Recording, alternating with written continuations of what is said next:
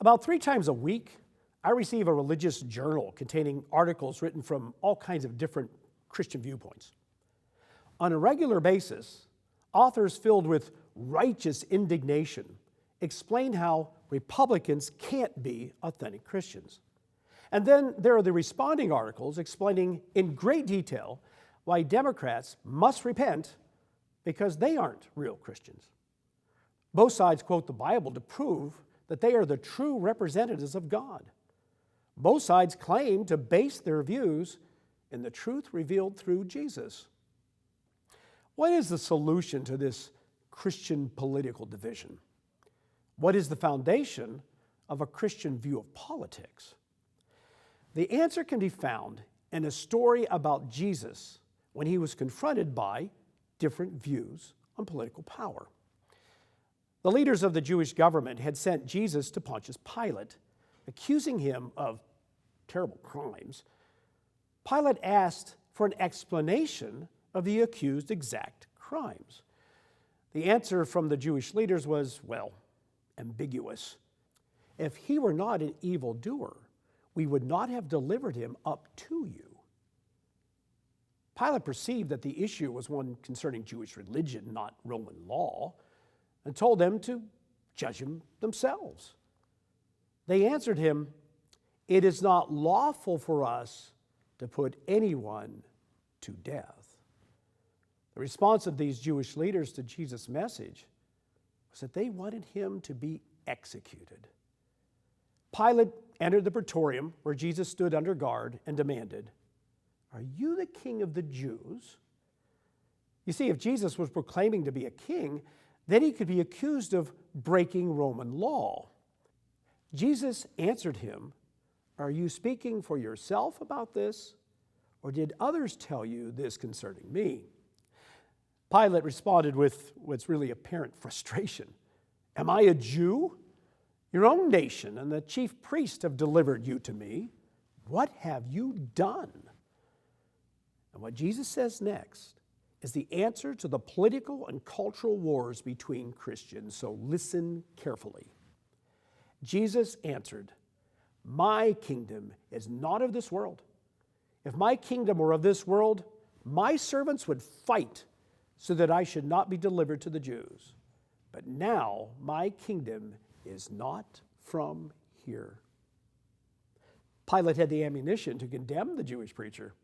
He asked, "Are you a king then?" Jesus answered, "You say rightly that I am a king. For this cause I was born, and for this cause I have come into the world, that I should bear witness to the truth.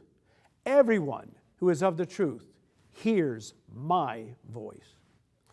Now I want you to think about this for a minute. Throughout Jesus' ministry, he proclaimed the gospel, or the good news, of the kingdom of God. And here he's saying he's the king. The message he was spreading throughout Judea was about worshiping God, about loving neighbor, about being pure in heart, all in the context of the kingdom of God. A kingdom, a political system of government. Pilate understood the violent power of Roman politics. He now stands before a man who has no armies, no economic system, no grand governmental institutions, and he claims to represent the truth that he is the king of an otherworldly kingdom. Pilate responded with the question that summarizes the human desire and frustration to know meaning and the ultimate answers about reality and life and death. He said to Jesus, "What is truth?" And when Pilate had said this, he went out to the Jews and said to them, "I find no fault in him at all."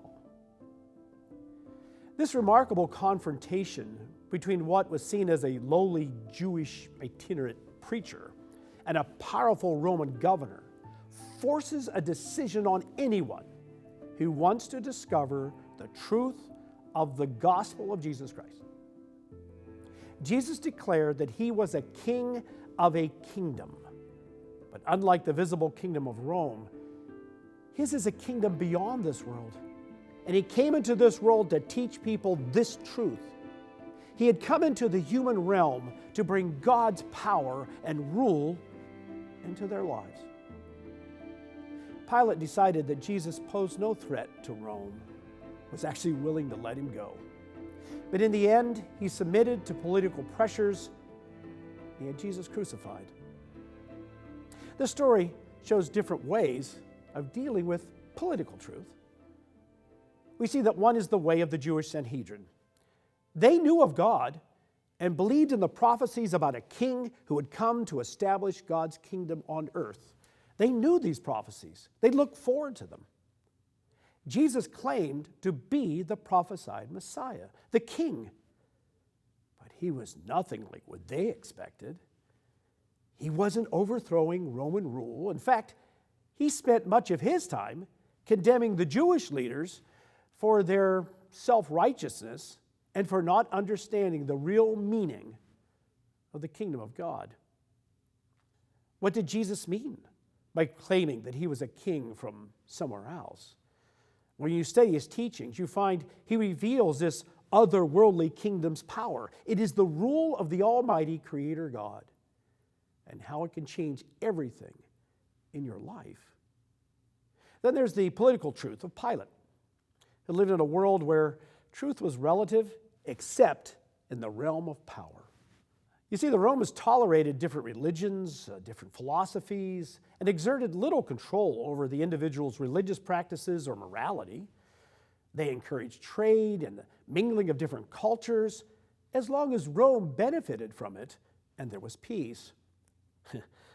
The Roman ideal was the oxymoron of tolerance enforced by subjugation. In this story, though, we find a third way of determining political truth, found in Jesus' audacious claim to represent an otherworldly kingdom and that he is the revelation of all truth. And this means that believing the gospel of Jesus Christ includes accepting the ultimate reality of the God who sent him into our physical realm to define truth.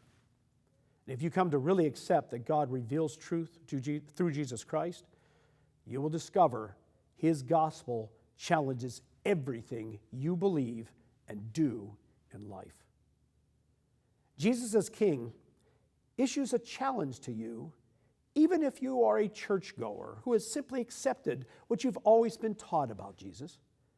It is time to truly understand Jesus as King. It is not that the kingdom of God exists outside of human experience. God is the creator of all things, both in the spiritual and physical realms. He rules over all his creation. But Satan is also real. And human beings created with free will must learn to choose between good and evil and to choose to submit either to the rule of God or the rule of Satan in our lives. It really comes down to it's that simple. And this isn't because Satan somehow overthrew God's kingdom. It's because God, the sovereign God, allows it.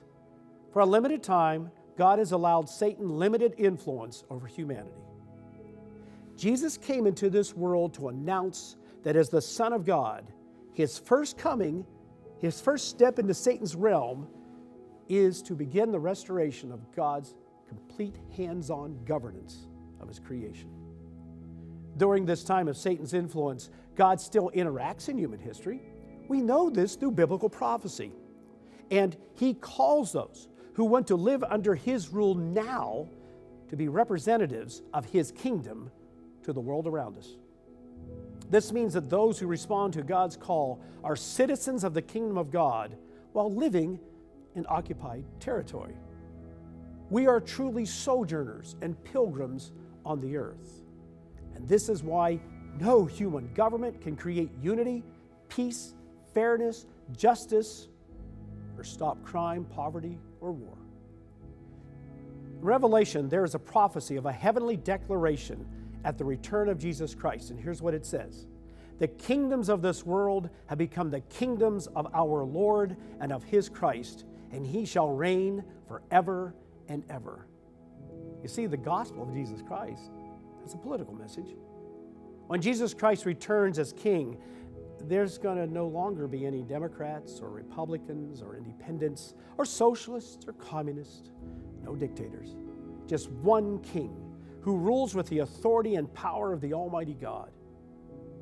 And this is going to sound a little outrageous in our postmodern society. There will even be only one religion, stripped of Satan's influence and all human attempts to explain God. God will reveal himself through the new king. Jesus claimed to be a king, and the New Testament writings claim that biblical prophecies about the Messianic king in the Old Testament apply to Jesus Christ. Either this is true, or the New Testament is nothing more than the fantasies of a mentally ill man and the delusions of his followers. If you want to understand and respond to Jesus Christ as King, we have a number of videos and study guides to really help you. Go to ucg.org/BT498 to watch a video, The Shocking Teachings of Jesus, the Gospel of the Kingdom. And read or order your free copy of The Gospel of the Kingdom Study Aid. This site also includes other videos on the exciting news of Christ's return. ucg.org/BT498.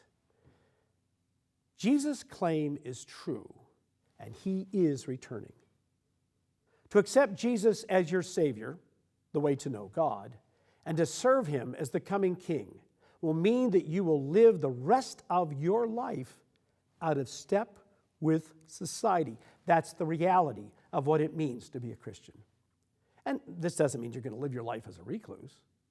God actually expects you to interact with others as a representative of his kingdom. Jesus Christ came to reveal this truth. If you are ready to accept what he teaches, then you will begin to understand why God made you and the incredible future he has planned for those who live beyond the platforms of political parties and become citizens in the kingdom of God. So remember, if you want to understand and respond to Jesus Christ as King, we have a number of videos and study guides to help you. Go to ucg.org/BT498 to watch a video, The Shocking Teachings of Jesus, the Gospel of the Kingdom, and read or order your free copy of The Gospel of the Kingdom. It's a study aid that will really help you with this subject. The site also includes other videos on the exciting news of Christ's return. ucg.org/BT498. This will help you understand this incredible truth. ucg.org/BT498.